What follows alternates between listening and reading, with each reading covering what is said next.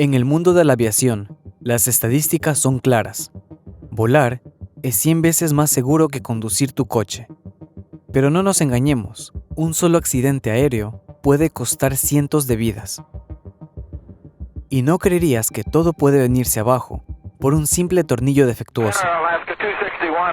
Entonces, ¿te puede succionar un agujero en el avión, como en las películas? ¿Qué probabilidades tienes de sobrevivir si el avión cae en las montañas o en el pleno océano? ¿Y qué pequeños errores pueden terminar en una tragedia? Viajemos ahora al 10 de junio de 1990, cuando el capitán Timothy Lancaster despegó en el vuelo 5390 de British Airways. Hizo lo habitual, activó el piloto automático y se desabrochó el cinturón. El avión volaba 5.300 metros, cuando ocurrió lo menos pensado. El parabrisas frente al capitán explotó. En segundos, hubo una despresurización brutal. La puerta del puesto de mando salió volando. Todo se llenó de niebla y viento, y lo peor, el capitán Lancaster fue succionado por el hueco. Por un milagro, sus piernas se enredaron en los controles y el viento lo mantuvo allí. Mientras los pasajeros entraban en pánico, la tripulación reaccionó. Un asistente lo sostuvo de la cintura y otro luchó por cerrar la puerta de la cabina, permitiendo así que el segundo oficial, Alistair Atchison, lograra estabilizar el avión, pero el piloto automático se desactivó y el avión empezó a perder altitud rápidamente, poniendo en riesgo la vida de 87 personas a bordo. Aunque Atchison inició un descenso de emergencia, no sabía si lograría aterrizar solo. Para colmo, el asistente que sostenía al capitán Lancaster se cansó por el viento extremo y el frío, así que otro tuvo que reemplazarlo. La tripulación dudaba que el capitán sobreviviera a esa presión brutal, a una temperatura de menos 17 grados Celsius. Incluso se preguntaron si debía seguir sosteniéndolo, pero Atchison lo prohibió de inmediato, temiendo que el cuerpo del capitán fuera succionado por los motores, causando un desastre. Atchison contactó con el aeropuerto de Southampton y consiguió permiso para aterrizar de emergencia. En ese momento, la vida de todos dependía únicamente de Atchison. 22 minutos después del accidente, el avión logró aterrizar con éxito. Los equipos de rescate llegaron de inmediato. Los pasajeros estaban asustados, pero casi ilesos. El capitán Lancaster, en cambio, estaba en otra situación. Los paramédicos tuvieron que revisar su pulso para confirmar si seguía con vida. Milagrosamente, estaba vivo.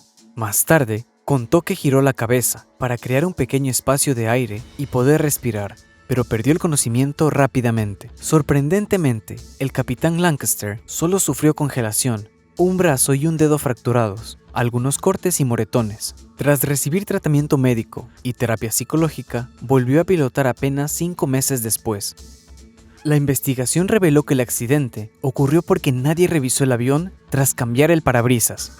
El ingeniero a cargo también decidió reemplazar unos pernos, usando un medio milímetro más delgado, lo que provocó que el vidrio cediera. Aún así, el final feliz del vuelo 5390 es una excepción, y la asistente de vuelo Michelle Honda, junto con la tripulación del vuelo 243 de Aloha Airlines, bien pueden dar fe de ello. Avancemos al 28 de abril de 1988, cuando su Boeing de 19 años había acumulado más de 35.000 horas de vuelo entre las islas hawaianas, con 90.000 despegues y aterrizajes. Ese día, el avión pasó la inspección y completó 3 vuelos antes de despegar de Hilo a Honolulu, con 95 personas a bordo. El vuelo de 35 minutos comenzó como cualquier otro. La primera oficial, Madeleine Tompkins, y el capitán, Robert Scontaima, estaban al mando, con Michelle Honda y otras 2 asistentes, atendiendo a los pasajeros. Pero al alcanzar los 7.300 metros de altitud, todo cambió. Una descomprensión repentina sacudió la cabina. En segundos, el techo sobre las primeras 6 filas se arrancó y la puerta de la cabina salió volando. En ese preciso momento, la asistente de vuelo, Clarabel Lansing, hablaba con los pasajeros, pero en un parpadeo fue succionada por el agujero. Otra asistente fue golpeada por los escombros y perdió el conocimiento. Michelle Honda sufrió un golpe en la cabeza, pero logró mantenerse despierta y ayudar a los pasajeros. Sin embargo, poco podía hacer por quienes quedaron expuestos a la intemperie, a una temperatura de menos 45 grados Celsius y vientos de 500 km por hora. Por estas condiciones extremas, ni siquiera pudo llegar a la cabina para ver si los pilotos estaban bien, ya que el contacto por radio se había perdido. Mientras tanto, Madeleine Tompkins y el capitán Skonstayma vieron el cielo donde antes estaba el techo y entendieron que el problema era grave. Skonstayma, un experimentado veterano de la Fuerza Aérea, tomó el control y comenzó un rápido descenso, mientras Tompkins se comunicaba con los controladores del aeropuerto de Maui.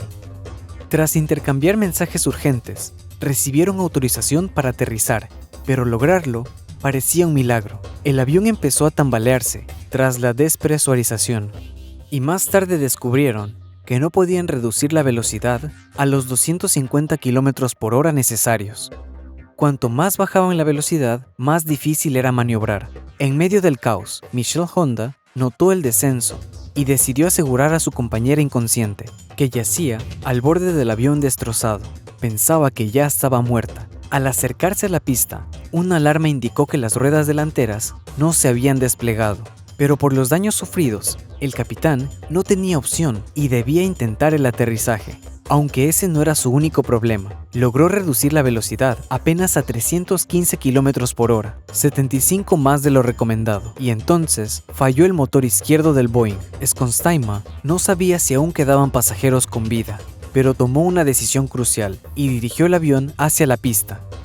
Una maniobra que desafió toda lógica y logró aterrizar la aeronave.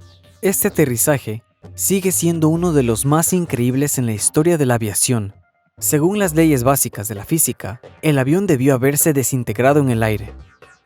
Además del fuselaje y el motor, ambas alas, la cola y los estabilizadores estaban gravemente dañados. Pero lo más impactante es que todos a bordo sobrevivieron. 65 personas resultaron heridas, algunas de gravedad. Los rescatistas estaban desbordados y tuvieron que usar autobuses turísticos para transportar a los heridos. La única víctima de esta catástrofe fue Clarabelle Lansing, una asistente de vuelo con 37 años de servicio. La causa principal fue la vejez del avión, remaches desgastados, uniones mal hechas en el fuselaje y corrosión en el metal. Pero quizás Lansing habría sobrevivido si algún pasajero que haya notado una grieta sobre la cabina antes del despegue la hubiera reportado. En cuanto a los pasajeros del vuelo 261 de Alaska Airlines, ellos no tuvieron señales tan claras para evitar lo que estaba por venir. El 31 de enero del año 2000, ese vuelo despegó desde Puerto Vallarta, México, rumbo a Seattle, con escala en San Francisco. Entre los 83 pasajeros estaba Colin Worley, de 34 años, celebrando su cumpleaños en México. Estaba por planear su boda al volver a casa. El vuelo transcurrió tranquilo por algo más de 2 horas, pero cerca de Los Ángeles, todo empezó a fallar. Los pilotos detectaron problemas con los estabilizadores horizontales, clave para controlar el avión. Así que el capitán Ted Thompson y el primer oficial William Tansky reportaron la falla al equipo en Los Ángeles. Ambos eran exmilitares con mucha experiencia, pero no entendían por qué no funcionaban los estabilizadores. Propusieron un aterrizaje de emergencia, pero el despachador insistió en seguir la ruta, y entonces ocurrió lo inesperado. A una altitud de 9.600 metros, el avión entró en picada. En apenas 80 segundos, descendía de forma brutal. Los pilotos hicieron todo lo posible mientras mantenían informada la torre.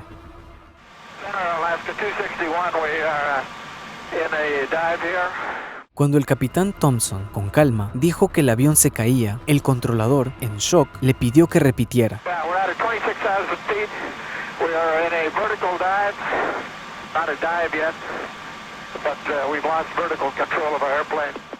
Los pilotos del vuelo 261 confirmaron que habían perdido el control. Hubo un silencio tenso hasta que Thompson envió otro mensaje. Lograron estabilizar el avión a unos 7.300 metros, pero cuando el capitán dijo que todo estaba bajo control, el primer oficial, Will Tansky, intervino seco, aclarando que no era así. En tierra, todos estuvieron de acuerdo con él. Tras recibir permiso para aterrizar en Los Ángeles, el capitán avisó a los pasajeros tratando de no alarmarlos, pero apenas acababan de vivir una picada y no se dejaron engañar. Colin Worley sintió que su boda ya no iba a suceder. Mientras tanto, el capitán Thompson quería asegurarse asegurarse de poder controlar el avión al aterrizar, así que pidió espacio aéreo libre y autorización para descender a 3.000 metros sobre el Golfo de California. Si algo salía mal, podrían amerizar y evitar un choque en zonas habitadas. Ese fue el último mensaje del vuelo 261. Alaska 261, you over here with me? Yes, sir. El controlador ya no pudo contactar a Air Alaska, así que pidió a 2 aviones cercanos que intentaran ubicarlo. En 19 segundos, recibieron la peor noticia. Justo cuando los pilotos de Alaska Airlines se preparaban para aterrizar, los estabilizadores fallaron por completo y el avión volvió a caer en picada. De repente, se dio la vuelta y comenzó a recuperarse lentamente, pero en ese instante se estrelló contra el agua a 400 kilómetros por hora. El desastre ocurrió cerca de la isla Anacapa. Las 88 personas a bordo murieron. Solo se recuperaron 4 cuerpos. El resto desapareció en el fondo del océano. A pesar de que las familias exigieron respuestas, Alaska Airlines afirmó haber revisado el avión un día antes, pero la investigación reveló que el accidente fue causado por un solo tornillo encargado del funcionamiento de los estabilizadores. Estaba muy desgastado por falta de lubricación, y eso no era todo. En el momento del accidente, los investigadores federales ya estaban indagando a la aerolínea por irregularidades previas, y el mecánico de Alaska Airlines, John Layotine, les había entregado pruebas contundentes. Pero en 2001, Layotine llegó a un acuerdo con la empresa y el caso nunca avanzó.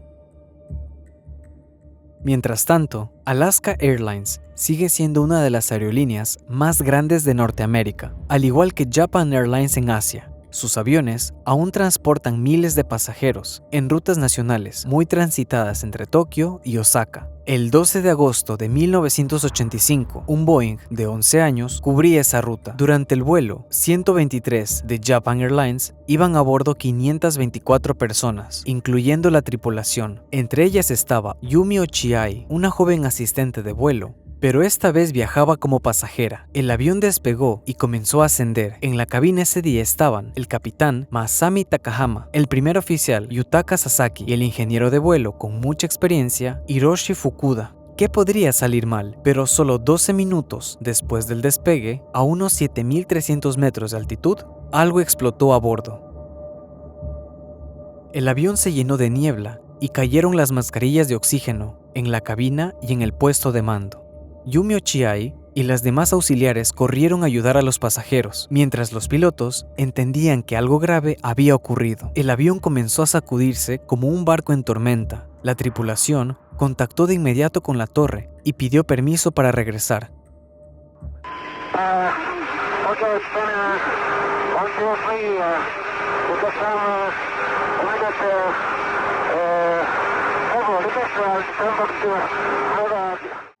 Lo que los pilotos no sabían era que habían perdido el estabilizador vertical, el mismo componente que causó el accidente de Alaska Airlines. Y como sabemos, sin él, controlar el avión es casi imposible. Pero notaron algo más que los dejó sin palabras. Falló el sistema hidráulico, responsable de bajar el tren de aterrizaje, controlar el avión y frenar. Así que el vuelo, fuera de control de Japan Air 123, siguió adentrándose en el país, perdiendo altitud y sacudiéndose violentamente. Aún así, la tripulación siguió luchando y a unos 4.600 metros, el Boeing se estabilizó.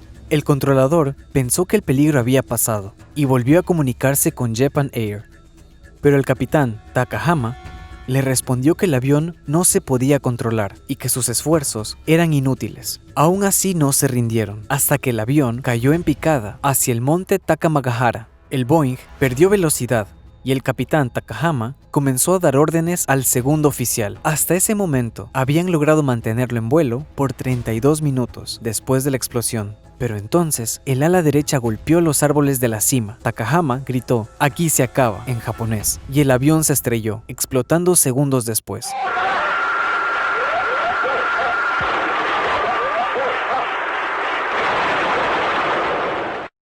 Instantes antes, Yumi Ochiai sintió varios golpes fuertes, y luego su asiento se desprendió, quedando atrapada. No pudo quitarse el cinturón. así que si había fuego, no tenía forma de escapar. Unos 20 minutos después del accidente, el ejército de Estados Unidos, que estaba cerca, estaba listo para enviar rescatistas, pero las autoridades japonesas no les permitieron acercarse. El accidente ocurrió en la montaña, a 1565 metros de altura, a las 6:56 de la tarde. Cuando los helicópteros japoneses llegaron, la oscuridad y el terreno complicado impidieron que aterrizaran. Desde arriba, no pudieron ver a Yumi agitándose desesperada, pidiendo ayuda. El equipo decidió regresar al amanecer, mientras Yumi, horrorizada, escuchaba cómo se alejaban. Después, solo oía la respiración de otros sobrevivientes y el llanto de un niño llamando a su mamá. Luego, vino el silencio total. Tras 16 largas horas, los rescatistas hallaron la parte trasera del avión y notaron que una mujer aún se movía. Era Yumi, que milagrosamente sobrevivió la noche. Con ella también sobrevivieron Hiroko Yoshizaki y su hija Mikiko, de 8 años. Estaban sentadas en la parte trasera. Keiko Kawakami, de 12 años, fue encontrada sobre un árbol, casi sin heridas. Lamentablemente, nadie más vivió. Entre los restos, hallaron muchas cartas de despedida. En los últimos minutos antes del impacto, los pasajeros se despidieron de sus seres queridos y de la vida. I never dreamed that the dinner we had last night would be our last together. Los médicos confirmaron que muchos sobrevivieron al choque, pero no lograron salir con vida, así que el vuelo 123 cobró 520 vidas. Todo esto ocurrió porque 7 años antes, el mamparo de presión trasero del Boeing fue mal reparado. Con el tiempo se agrietó, provocando la descompresión y el accidente más mortal en la historia de Japón. Así que, si algo mínimo falla, puede causar esto. ¿Realmente volar es tan seguro como creemos? La verdad es que hay accidentes fatales, incluso en aviones que parecen estar en perfecto estado. Algunos ni siquiera despegan. Esta es la historia de los vuelos de KLM y Pan Am. El 27 de marzo de 1977, el aeropuerto español de Gran Canaria fue cerrado por una amenaza de bomba. Los vuelos que iban a aterrizar allí fueron desviados a Tenerife. Los pasajeros naturalmente estaban frustrados y fue tarea del asistente de vuelo de Pan Am, Dorothy Kelly, mantenerlos tranquilos. Ese día, ella estaba en primera clase, en lugar de su lugar habitual, en la parte trasera del avión. La jefa de cabina estaba nerviosa por su acento francés al hacer los anuncios, así que cambió de lugar con Dorothy. A bordo del vuelo de Pan Am había 380 pasajeros, en su mayoría personas mayores. En cambio, el vuelo KLM traía 235 pasajeros, incluidos 52 niños. El aeropuerto de Tenerife solo tenía una pista y los vuelos extra los saturaron. Además, justo cuando recibieron autorización para continuar, el clima empeoró y la densa niebla cubrió la pista. Finalmente, el vuelo de KLM recibió la orden del controlador, avanzar hasta el final de la pista y hacer un giro de 180 grados y avisar cuando estuvieran listos para despegar.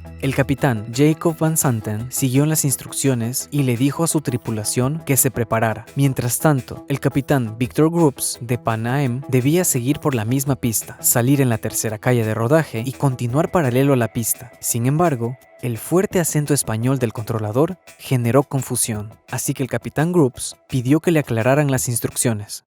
You wanted to turn left at Charlie 1, taxiway Charlie 1. Negative. Taxi straight ahead. Up to the end of the runway and then taxi right. Cuando Pan Am llegó a la tercera calle de rodaje, le dijeron que girara 135 grados, algo casi imposible para ese avión, así que la tripulación pensó que había un error y continuó hasta la cuarta salida. Mientras tanto, KLM informó que estaba listo para despegar. El controlador dio instrucciones que el capitán Van Santen entendió como autorización de despegue y así inició la carrera. El segundo oficial dijo al centro de control: "Estamos yendo". Como esa frase no era estándar, el controlador pensó que solo estaban listos y respondió: "Ok". El capitán Van Santen creyó que tenía luz verde para despegar. Al mismo tiempo, la visibilidad de Pan Am había bajado a 100 metros y no lograban encontrar la salida correcta, ya que las luces de la pista no funcionaban. Mientras KLM ya despegaba, el controlador pidió a Pan Am que avisara cuando despejara la pista. Alpha 1736, report runway clear. Okay, we'll report when we're clear. El ingeniero de vuelo de KLM escuchó esto y, nervioso, le dijo a los pilotos que parecía que había otro avión en la pista, pero el capitán Van Zanten, convencido de que tenía permiso, respondió con seguridad que todo estaba bien. Cuando los pilotos de Pan Am vieron otro avión venir hacia ellos, aceleraron a fondo para salir de la pista lo más rápido posible. Pero el KLM también ya ganaba velocidad, con la esperanza de levantar vuelo a tiempo, pero ya era demasiado tarde.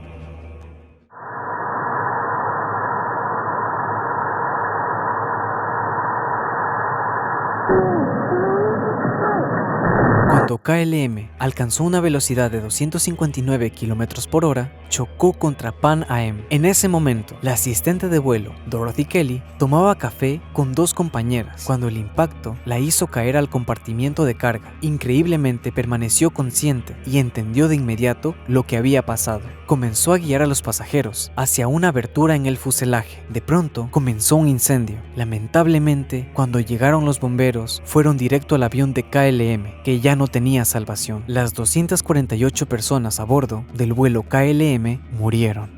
Los rescatistas de Pan Am no llegaron hasta 20 minutos después. Durante ese tiempo, Dorothy, con una herida en la cabeza y un brazo roto, siguió salvando pasajeros. Logró sacar al capitán de entre los restos, segundos antes de que explotara un motor. Después, ambos ayudaron a los heridos. Más tarde, supieron que solo 61 personas de su vuelo sobrevivieron, mientras que las otras 335 murieron. Esta tragedia sigue siendo la más mortal en la historia de la aviación, con un total de 583 víctimas. Todo ocurrió por malentendidos entre la torre de control, los capitanes y sus tripulaciones. Y aunque muchos de los peores accidentes ocurrieron hace décadas, los accidentes fatales aún suceden con alarmante frecuencia. A veces un pequeño detalle, como un malentendido con el controlador o un tornillo apenas más delgado, puede causar una tragedia. Así que no te olvides de abrocharte el cinturón, darle like y suscribirte al canal, porque estas son las pequeñas cosas las que nos mantienen volando.